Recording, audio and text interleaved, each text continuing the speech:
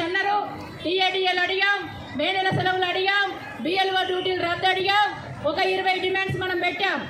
అట్లాగే పెండింగ్ బిల్లులు అడిగాం, మెనూ ఛార్జీలు పెంచాలనేసి అన్నాం, అన్ని పిఎఫ్ అడిగాం, ఈఎస్ఐ అడిగాం, అన్ని.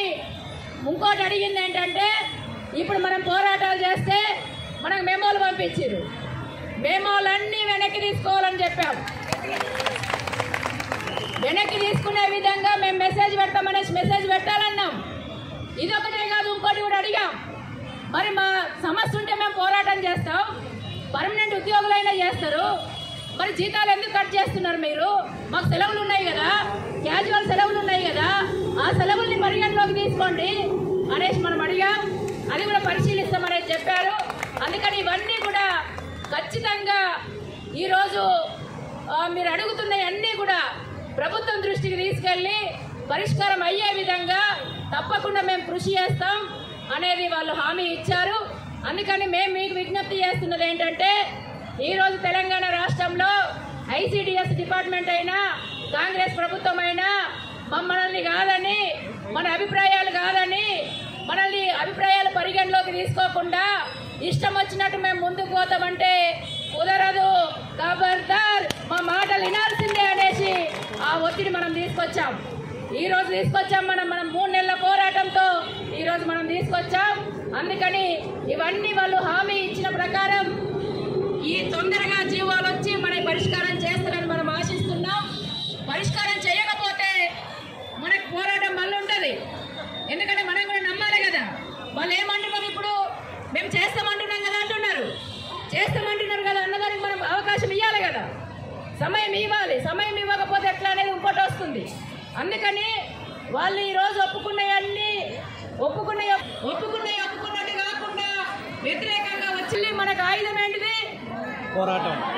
ఆయుధం ఏంటిది? అందుకని ప్రభుత్వం అక్కడి దాకా తెచ్చుకోవద్దు అని మనం ఆశిస్తున్నాం.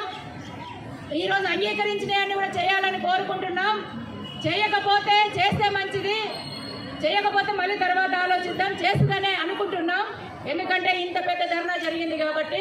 ఏది ఏమైనా ఈరోజు మన సమస్యలన్నీ కూడా రాష్ట్రమంతా చర్చనీయాంశం అయ్యే విధంగా, ప్రభుత్వం మీద ఒత్తిడి తెచ్చే విధంగా, ప్రభుత్వం మళ్ళీ పునర్పరిశీలించే విధంగా, మళ్ళీ జీవోలల్లా మనం అడిగినవన్నీ కూడా పొందుపరిచే విధంగా మనం ఒత్తిడి తీసుకొచ్చాం. ఈ ఒత్తిడి తీసుకురావడం కోసం మీరందరూ కృషి చేశారు. ఎంత కృషి చేశారంటే జీతాలు త్యాగం చేసి, అంటే జీతం కటింగ్ చేసుకొని ఎమ్మెల్యేల ఇళ్ల ముందు ధర్నాలు చేశారు.